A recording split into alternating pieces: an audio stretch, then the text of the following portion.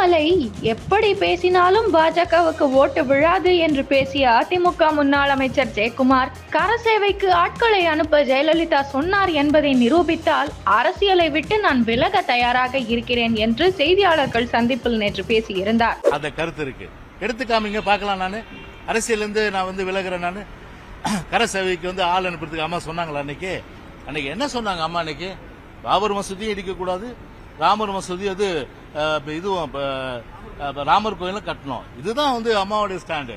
ஏன்னா ரெண்டு மதங்களை மதிக்கப்படணும். இந்துவாக இருந்தாலும் மதிக்கப்படணும், இஸ்லாமியர்களாக இருந்தாலும் மதிக்கப்படணும் அடிப்படையில் தான் அம்மாவுடைய கருத்து இருந்தது.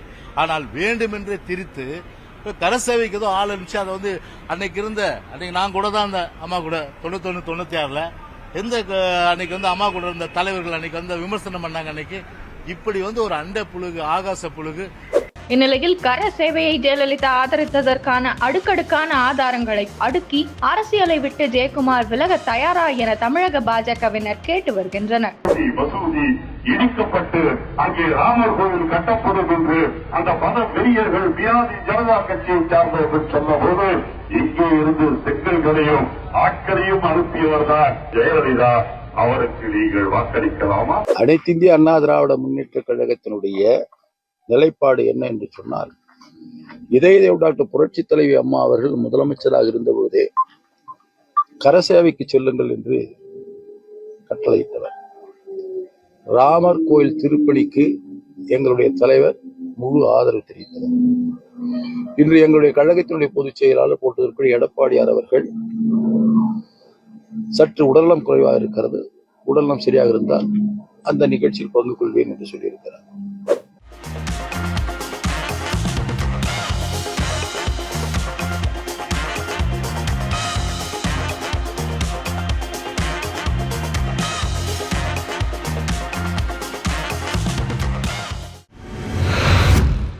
பிரதமர் வருகையை முன்னிட்டு கன்னியாகுமரி முழுவதும் தீவிர கண்காணிப்பு கொண்டு வரப்பட்டுள்ளது.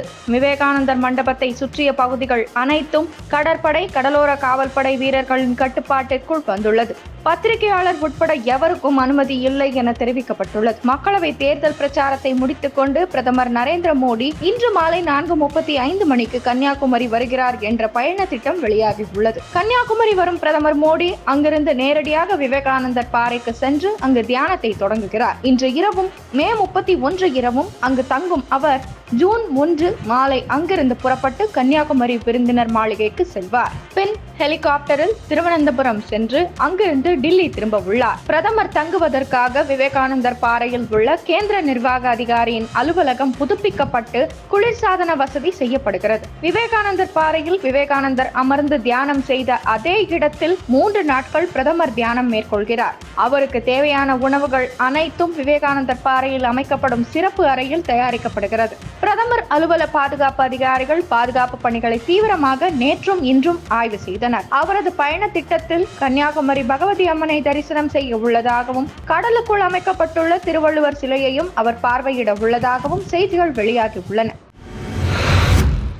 தமிழகம் வரும் பிரதமர் மோடி இன்று மாலை 4:35 மணிக்கு கன்னியாகுமரி விவேகானந்தர் பாறையில் தியானம் செய்ய உள்ளார். ஜூன் 1 திரும்புகிறார். இந்நிலையில் பிரதமர் மோடியின் இந்த திட்டத்தை ரத்து செய்ய திமுக திட்டமிட்டுள்ளது. அதன் அடிப்படையில் தேர்தல் நடத்தை விதிமுறைகள் அமலில் உள்ளதால் பிரதமரின் தியான நிகழ்ச்சிக்கு அனுமதி வழங்கக்கூடாது என கன்னியாகுமரி மாவட்ட தேர்தல் அதிகாரியிடம் திமுக சார்பில் மனு அளிக்கப்பட்டுள்ளது. இதற்கான ஏற்பாடுகள் செய்யப்பட்டு வருகின்றன. இந்நிலையில் இந்த தியான நிகழ்ச்சியை ரத்து செய்ய கோரி குமரி மேற்கு மாவட்ட திமுக வழக்கறிஞர் அணி மாவட்ட தேர்தல் அலுவலர் அலுவலகத்தில் மனு அளித்துள்ளது. அதில் பிரதமர் மோடி விவேகானந்தர் பாறையில் தியானம் மேற்கொள்வது தேர்தல் விதிமீறல், தேர்தல் நடத்தை விதிமுறைகள் அமலில் உள்ளதால் தியானத்திற்கு அனுமதி வழங்கக்கூடாது என கூறப்பட்டுள்ளது.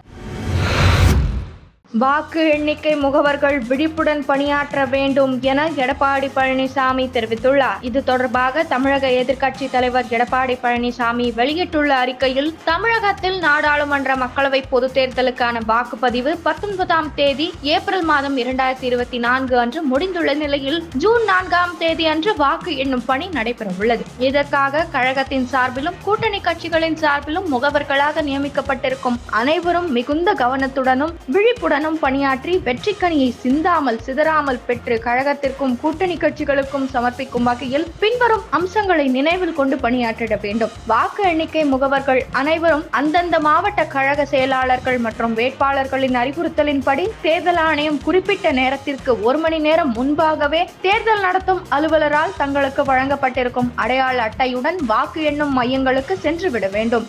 எக்காரணம் கொண்டும் காலதாமதமாக செல்லக்கூடாது. வாக்கு எண்ணும் மையத்தில் வாக்கு எண்ணும் மேஜைகளுக்கு ஏற்றாற்போல் வாக்கு எண்ணும் முகவர்களை நாம் நியமித்திருக்கிறோம். அந்த முகவர்கள் அவர்களுக்கு ஒதுக்கப்பட்டிருக்கிற நாற்காலிகளில் முதலில் சென்று அமர்ந்து விட வேண்டும். வாக்கு எண்ணும் மையத்திற்கு உள்ளே சென்றவர்கள் வாக்கு எண்ணிக்கை முடிவுற்று தேர்தல் முடிவுகள் அறிவிக்கப்படுகிற வரை எக்காரணம் கொண்டும் வாக்கு எண்ணும் மையங்களில் இருந்து வெளியே வரக்கூடாது. மிகுந்த கவனத்தோடு வாக்கு எண்ணிக்கையை உற்று நோக்க வேண்டும். வாக்கு எண்ணிக்கை மையங்களில் செய்யப்பட்டுள்ள ஏற்பாடுகள் அனைத்தும் முறைப்படி செய்யப்பட்டுள்ளனவா என்பதை உறுதி செய்திட வேண்டும். வாக்குப்பதிவு இயந்திரங்களில் வைக்கப்பட்டுள்ள சீல் முறையாக உள்ளதா என்பதை உறுதி செய்திட வேண்டும். வாக்குப்பதிவு இயந்திரங்களில் பதிவான வாக்குகளும் ஏற்கனவே படிவம் 17C படி வாக்குப்பதிவு நாளன்று பதிவு செய்யப்பட்ட வாக்குகளும் சரியாக உள்ளதா என்பதை சரிபார்த்துக் கொள்ள வேண்டும். வாக்கு எண்ணிக்கையின் முடிவுகள் ஒவ்வொரு சுற்று முடிவிலும் அறிவிக்கப்படும் போதும் நீங்கள் குறித்து வைத்திருக்கிற வாக்குகள் தேர்தல் நடத்தும் அலுவலரால் சரியாக அறிவிக்கப்படுகிறதா என்பதை கவனமுடன் பார்க்க வேண்டும். ஏதேனும் மாறுதல்கள்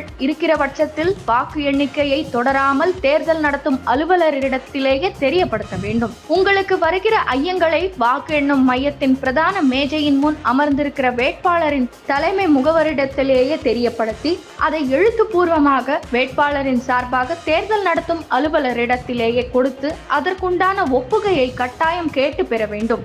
அதன் பின்னர் தான் அடுத்த சுற்று வாக்கு எண்ணிக்கை நடைபெறுமாறு பார்த்துக் கொள்ள வேண்டும்.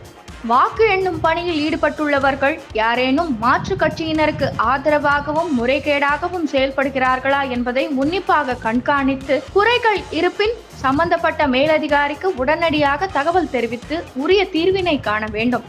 திமுகவினர் வதந்திகளை பரப்புவதிலும் தில்லுமுள்ளு செய்வதிலும் வன்முறையில் ஈடுபடுவதிலும் மிகவும் கைதேர்ந்தவர்கள் என்பதை இந்த நாடே நன்கு அறியும். மக்கள் தீர்ப்பு நிலைநாட்டப்படும் வகையில் அனைவரும் மிகவும் விழிப்புடன் இருந்து பணியாற்றுங்கள். இது ஜனநாயக பயிர் தழைத்தோங்க நாம் அனைவரும் ஆற்ற வேண்டிய இன்றியமையாத கடமை என்பதை நினைவில் கொண்டு பணியாற்றிட வேண்டும் என்று கேட்டுக்கொள்கிறேன் என தெரிவித்துள்ளார்.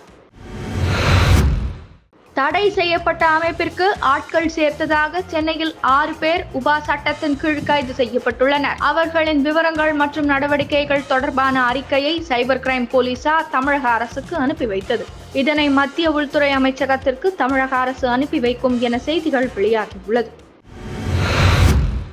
ஒடிசா முதலமைச்சர் நவீன் பட்நாயக் சில தினங்களுக்கு முன்பு தேர்தல் பிரச்சாரத்தில் பேசிய போது அவரது கைகள் நடுங்கியன. அப்போது அந்த நடுக்கம் வீடியோவில் பதிவாகி விடாமல் இருக்க அவரது உதவியாளராக கூறப்படும் VK பாண்டியன் அவரது கைகளை சட்டென போடியத்திற்குள் மறைக்கும் காணொளி வெளியாகி பரபரப்பை ஏற்படுத்தி இருந்தது. இதுகுறித்து ஒடிசாவின் பரிபதா பகுதியில் நடந்த கூட்டத்தில் கருத்து தெரிவித்துள்ள பிரதமர் மோடி நவீன் பட்நாயக்கின் உடல்நிலை மோசமடைந்ததற்கு சதிவேலை காரணமா என கேள்வி எழுப்பியுள்ளார். மேலும் ஒடிசாவில் பாஜக ஆட்சி அமைத்ததும் நவீன் பட்நாயக் உடல்நிலை மோசமடைந்ததில் உள்ள சதி குறித்தும் குழு அமைத்து விசாரணை நடத்தப்படும் எனவும் கூறியுள்ளார். மதுபான முறைகேடு வழக்கில் அரவிந்த் கெஜ்ரிவால் அமலாக்கத்துறையால் கைது செய்யப்பட்டார். உச்சநீதிமன்றத்தில் அவர் முறையிட்டதை தொடர்ந்து ஜூன் 1 வரை இடைக்கால ஜாமீன் வழங்கியது. இந்நிலையில் இடைக்கால ஜாமீனை மேலும் 7 நாள் நீட்டிக்க கோரி உச்சநீதிமன்றத்தில் தாக்கல் செய்த மனுவில் சிறையில் அடைக்கப்பட்ட நாள் முதல் 7 கிலோ எடை குறைந்து விட்டதாகவும் மருத்துவ ரீதியாக பல சிகிச்சைகள் எடுக்க வேண்டியுள்ளதால் ஜூன் 7 வரை ஜாமீன் நீட்டிக்க வேண்டும் எனவும் கூறியிருந்தார். இதனை அவசரமாக விசாரிக்க வேண்டும் எனவும் கெஜ்ரிவால் தரப்பில் கோரிக்கை வைக்கப்பட்டது. ஆனால் இது தொடர்பாக உடனடியாக முடிவு எடுக்க முடியாது, தலைமை நீதிபதி உரிய நடவடிக்கை எடுப்பார் என உச்சநீதிமன்றம் தெரிவித்திருந்தது. இந்நிலையில் நேற்று கெஜ்ரிவாலின் மனுவை ஏற்க மறுத்துவிட்ட உச்சநீதிமன்றம் வழக்கமான ஜாமீன் கேட்டு விசாரணை நீதிமன்றத்தை நாடும்படி அறிவுறுத்தியுள்ளது. கனடாவின் பிரின்ஸ் எட்வர்ட் தீவு மாகாணத்தில் சமீபத்தில் குடியேற்ற விதிகளில் திருத்தங்கள் செய்யப்பட்டன. குடியேறுபவர்களின் எண்ணிக்கையை குறைப்பதற்காக இந்த முடிவு எடுக்கப்பட்டது. இதனால் அங்குள்ள இந்திய மாணவர்கள் மற்றும் பணியாற்றுபவர்கள் கனடாவில் இருந்து வெளியேற வேண்டிய சூழ்நிலை ஏற்பட்டுள்ளது. இதற்கு இந்திய மாணவர்கள் எதிர்ப்பு தெரிவித்துள்ளனர். இந்நிலையில் இந்த முடிவை திரும்ப பெற கோரி இந்திய மாணவர்கள் உண்ணாவிரதத்தில் ஈடுபட்டு வருகின்றனர். தற்போது திரவ வடிவிலான உணவை மட்டும் எடுத்துக்கொள்ளும் அவர்கள் அதனையும் நிறுத்திவிட்டு காலவரையற்ற முழு உண்ணாவிரதத்தில் ஈடுபட போவதாகவும் அறிவித்துள்ளனர்.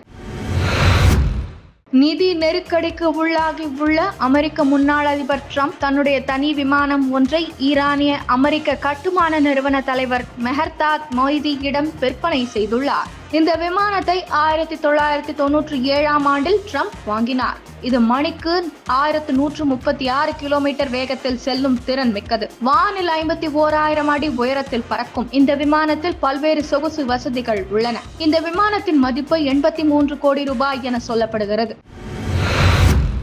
சூடானில் ஐநாவின் அமைதி படையில் ஈடுபட்டுள்ள இந்திய சீன வீரர்கள் இடையே கயிறு இழுக்கும் போட்டி நடந்தது. இதில் இந்திய வீரர்கள் வெற்றி பெற்ற வீடியோ சமூக வலைதளங்களில் வேகமாக பரவி வருகிறது.